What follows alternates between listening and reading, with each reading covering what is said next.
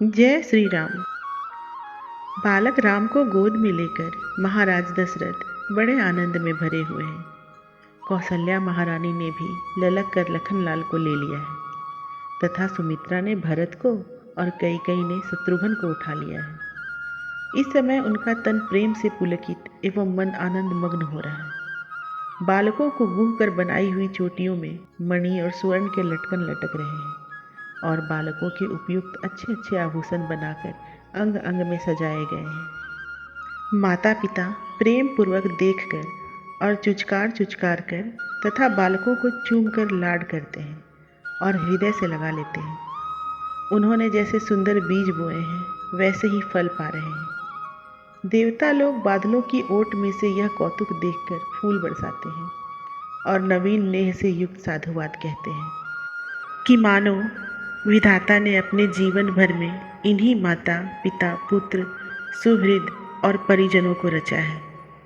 बड़ी आयु के स्त्री पुरुष आशीर्वाद देते हैं कि तुम अजर अमर हो। भगवान विष्णु और महादेव जी तुम पर सदा दया दृष्टि रखें। तुलसीदास कहते हैं कि वे सभी उनके भाग्य की सराहना करते हैं जिनके मन बाल रूप राम के अनुराग में रंगे हुए हैं।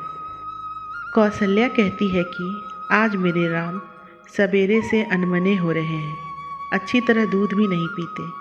आज बैठने खड़े होने और पालने में झुलाने से भी नहीं रहते, बार बार रो रहे हैं। इससे मुझे तथा और सब लोगों को बड़ी चिंता हो रही है। देव पितर और ग्रहों की पूजा की जाती है, घृत का तुला दान भी किया जाता है। तो भी हे सखी, कभी कभी जब किसी दुष्ट स्त्री की दृष्टि पड़ जाती है तो ऐसे ही मचल जाते हैं। तुरंत ही कुलगुरु को बुलाना चाहिए। वे अपने अमृतमय हाथों से बालक का मस्तक स्पर्श करें। यह सुनते ही ऋषि ने आकर खुद से नरसिंह मंत्र पढ़कर झाड़ फूंक की। ऐसे मंत्र से, जिस मंत्र का स्मरण करने से भय को भी भय होता है, जिनका नाम सदाशिव और पार्वती के सर्वस्व है, उन्हीं को कौशल्या जी झाड़ फूंक करा रही हैं। प्रीत की इस रीत को देखकर तुलसीदास के हृदय में अति आनंद होता है। जिस समय मुनिवर ने राम के मस्तिष्क पर हाथ रखा, उसी समय वे बिलखने लगे। भगवान की महिमा को जानकर और उनकी लीला देखकर गुरुजी के नेत्रों में जल भर आया और शरीर पुलकित हो गया। रोमावली खड़ी हो गई। उन्होंने राम को गोद में उठा लिया, किंतु वो गोद से उतरकर भाग गए। इससे मुनिवर का चित्त हर्ष के कारण अति अनुरागमय हो गया। यह देखकर माता का हृदय हर्षित हुआ और सखी की ओट में खड़ी होकर प्रेम पगे सुमधुर वचनों में कहने लगी, हे गुरुजी, आप रघुकुल के कल्प वृक्ष हैं। आप मांगने पर सभी अभीष्ट वस्तुएं दे देते हैं। तुलसीदास कहते हैं, मुझे तो विशेषतः आप ही का भरोसा है, जिसकी कृपा से अमंगल दूर हो गए हैं। हे सुमुखी सखी, जब से मुनिवर ने कृपा करके अपनी अमृतमयी दृष्टि से निहारा है, तभी से राम लक्ष्मण भरत और शत्रुघ्न भी बालक सुख से सो रहे हैं। सर्प जैसे अपनी मणि को छिपा लेता है, उसी प्रकार सुमित्रा ने बालकों को हृदय से लगा लिया है।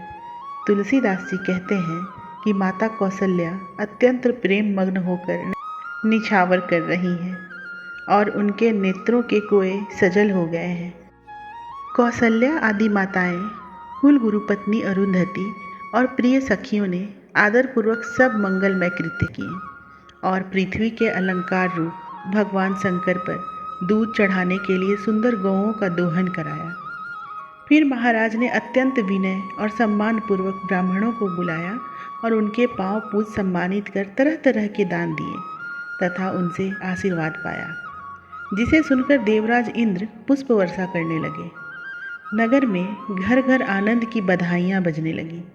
तुलसीदास जी कहते हैं, उस समय का सुख और स्नेह वही जान सकता है जिसका चित्त चारों भाइयों ने चुरा लिया है।